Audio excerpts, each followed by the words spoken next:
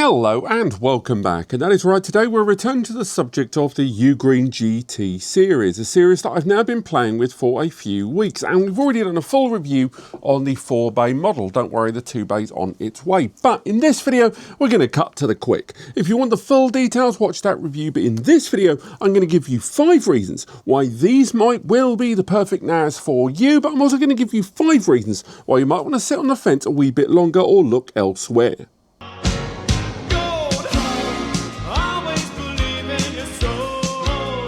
I didn't go into a huge amount of detail on the review for this one, but the fact that 2 of the bays on the 4-bay model and both of the bays on the 2-bay model support both SATA and U.2 storage drives is a big deal. U.2 has been around for a while. It effectively takes advantage of the higher performance capabilities of SSDs, as well as taking advantage of the performance benefits and access benefits of SAS there on the rear. And having that in a desktop model in 2 and 4-bay is relatively unheard of, with very few brands going down this road. The only ones off the top of my head I can think of are ones like the QNAP series, the 73A and the 73AX series, and these were NASs that started at $1,000, and we will be coming back to the price point later. But ultimately it means that you're not limited to the throughput of just SATA drives, and in a special case for the 2-bay, it being exclusively giving you the ability across both bays. And by the way, the 2-bay really stands out for more reasons later on, can only have tick, tick, tick in the book as far as I'm concerned.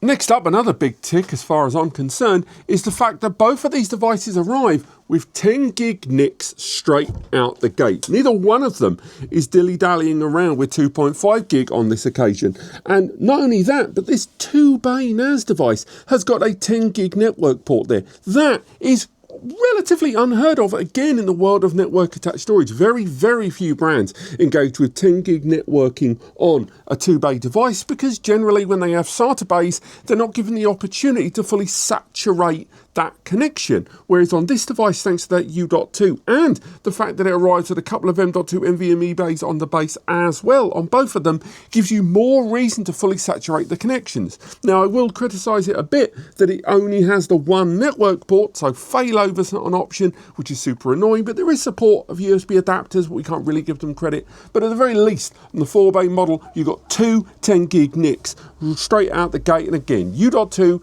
M.2 and SATA drive support there with RAID functionality and more are all going to add up to some great external performance potential for you and your storage.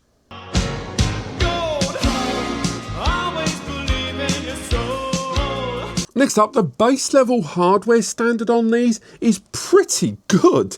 The CPU inside both of these is rocking out with an AMD 4-core 8-thread processor in the embedded Ryzen R1000 series there. Now, why is that important? Well, it's because that processor not only allows for those extra threads to provide vCPUs for things like virtualization and containerization, but on top of that, that processor supports ECC RAM as well, with both of these devices arriving with 8 gig out the gate, delivered via SODIMM, so you can upgrade it as well.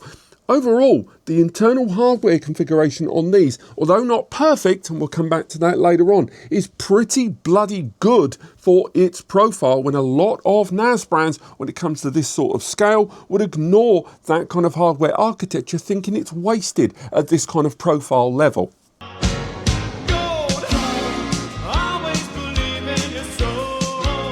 Next up, the UGOS software there. It's still not the best NAS software in the market, and again, we'll come back to that in the second half of the video, but I've got to give them props. They have committed to it. They have made their roadmap public.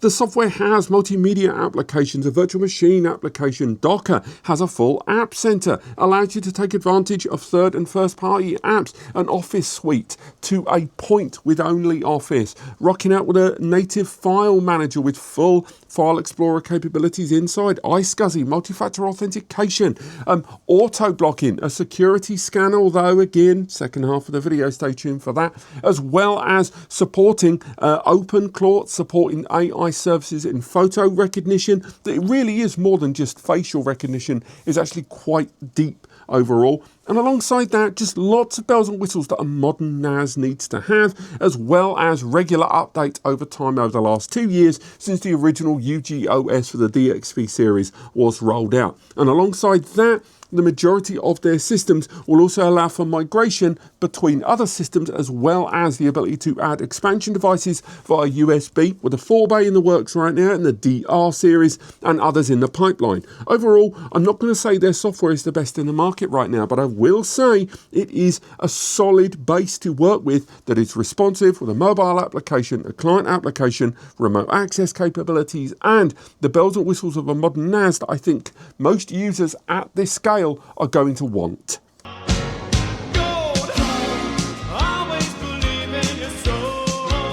That price point, I think a lot of users have been shopping around for a little bit of local storage, especially when the cost of hard drives, SSDs and RAM being what they are. We're very conscious about what we get for our money. And although I'm going to focus on the price point, I think it's the value we need to focus on there. Because if anything, the points that I've discussed thus far of these two turnkey NAS solutions is a 4-core, 8-thread AMD integrated graphics CPU. It is arriving with 8 gig of RAM, scalable up across SODIMM. It arrives with U.2 SATA support and M.2 NVMe on the base, with 10 gig networking as standard across the build, and both of them metal chassis with, frankly, one of the nicest designs I've ever seen on a NAS, but I know that's not for everyone. The point I'm making is these feel premium, and they've got bells and whistles in terms of hardware profile that tick a lot of boxes.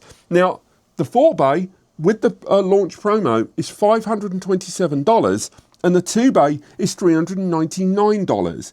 That is, for this hardware level on a turnkey NAS, effing bonkers. The nearest you will get for that is from Synology for the 925, which retails for more than that across these two devices, even if you remove the day one promo on these. And for that, you are getting 2.5 gig networking. You're not getting 10 gig. You're getting, yes, that quad-core 8-thread CPU inside there, but you're getting less memory. Overall, when it comes to the Synology platform, you're looking at the software more than the hardware. And if what you care about is the hardware, this is going to be desirable as all hell. And you compare it against QNAP, the TS464, or the soon-to-be released TSH465. Those NAS devices are still 2.5 gig. They're still arriving with quad-core processors. In that case, it is the Intel Twin Lake series there. Ultimately, for what you are getting here on a hardware level, and I haven't even got into things like the aesthetics of design, removable mesh panels, SD card readers, 10 gig USB Type-C, I haven't even got into that. The point I'm making is, on a hardware value level, you just can't F with that price point. But come on, these ain't perfect. Let's go through 5 reasons why these devices might not be your cup of tea.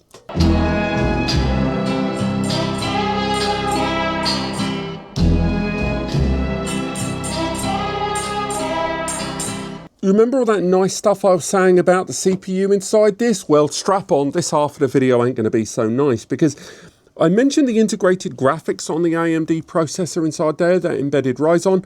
Well, keep in mind that when it comes to Plex Media Server, Jellyfin, anything to do with transcoding and integrated graphics utilized in the process of reshaping media files, the AMD offering with that Radeon graphics is just not as anywhere near as good as Intel. When it comes to transcoding, and again, that can be something basic, like I want a smaller version of this file, or something more necessitated, such as streaming remotely on a limited data connection onto a legacy device.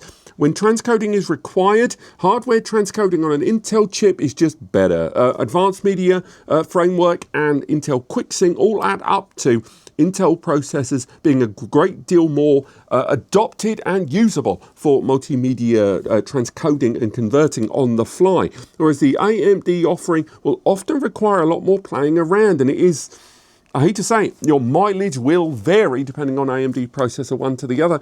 And when it comes to the integrated Radeon graphics on this, there's going to be some playing around required, and even then it's going to be nowhere near as efficient, and in most cases you're going to be enjoying software transcoding rather than hardware. Again, that is not a blanket statement. It's just ultimately the case that an Intel offering such as the DXP 4800 Plus or Pro, and we'll come back around to those later as well, will give you a better media transcoding experience. But in a like-for-like raw power scenario, things are a little bit more even.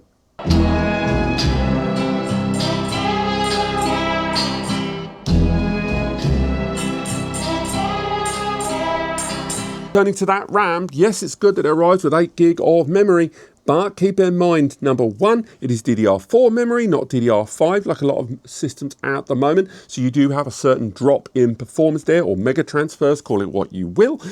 But more crucially, although both of these devices support ECC or error correcting code or error code correction memory, they don't arrive with that memory. It would have an additional cost, and almost certainly they wouldn't be able to hit the price point already described. Again, Ramageddon, AI, etc. So for all of the blanket marketing you're going to see about these devices supporting ECC, just keep in mind that the removable memory it arrives with is not ECC. You've got to buy your own.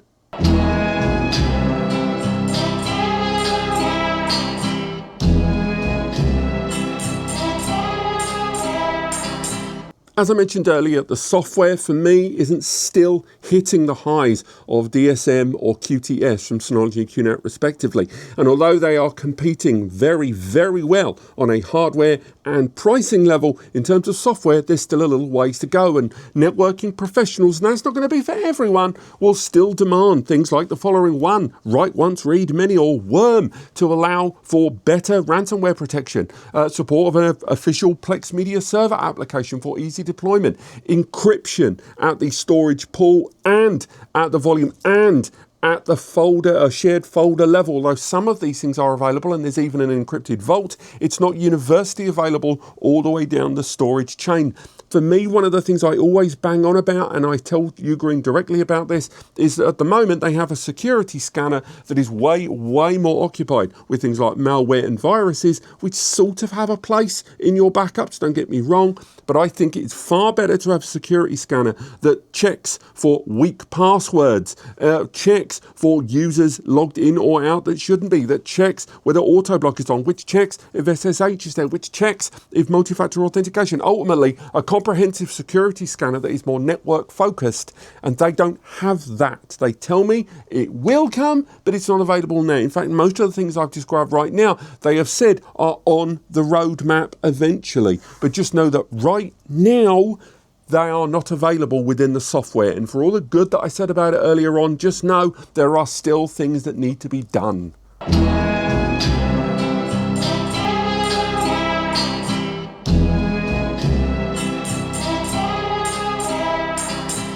And whipping back round to the processor, it just ain't the newest CPU in the market right now. And I know there are buyers that just want to go cutting edge, or they at least want to know that the processor they are getting is going to have long-term support. Now, again, as mentioned, that CPU series has got a commitment from AMD in terms of feature, stability and security fixes and bugs and updates until 2029 or 2030. That is the reason why the likes of Synology and QNAP in their respective SMB ranges went for that same CPU family. So it makes sense. But when you compare that CPU inside there, that 2514 from AMD, against the Intel Pentium Gold series in the DXP 4800 Plus, or the Intel i3 13th Gen inside the Pro series, when you line them up side by side, this CPU actually ranks lower than those. Now, again, it's blanket, it's a 16-lane Gen 3 processor, which also allows for that ECC support as mentioned, and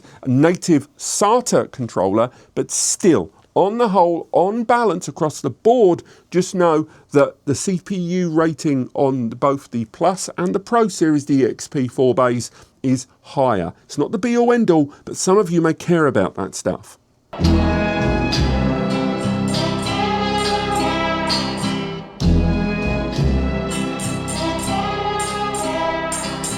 Long-time watchers of the channel, and thank you very much for that have seen us make videos on the Ugreen NAS series may have noticed that up to this point I've not said my usual sentence, which is, although the software isn't completely perfect, you can use third-party operating systems. Now, that is technically true still. However, these two devices in the GT series do not arrive with the operating system on an M.2 NVMe like the predecessors did. Those systems arrive with the OS on an M.2, which you could then remove. You could flash, you could stick on TrueNAS, you could ignore it and stick in a USB drive and then run something like Unraid. Now, those things are still technically possible and you still can take advantage of the M.2s to host a third-party operating system without invalidating any hardware warranty. Again, they will support you, but the main operating system drive is an eMMC soldered drive. Now, I could take this apart and show you, but I still have other tests I want to do, and I don't want to undermine these devices for future tests and videos. But I've already spoke with Ugreen about this and spoke to a few other reviewers, and it's universal, and I went into SSH and saw it. The operating system drive is not listed as a traditional drive, and the operating system is running off that small eMMC. Again, replacement, flashing it, these are not great options. And if you are looking at the GT series, and one of the things you heard about this brand is that you can run a third-party OS, yes, it is doable, but it's nowhere near as streamlined as we've seen in the DXP 4800, 6800, 8800 series devices, which were taking advantage of traditional removable drives. Just know there's a few more hurdles involved and is by no means as seamless as previous iteration devices.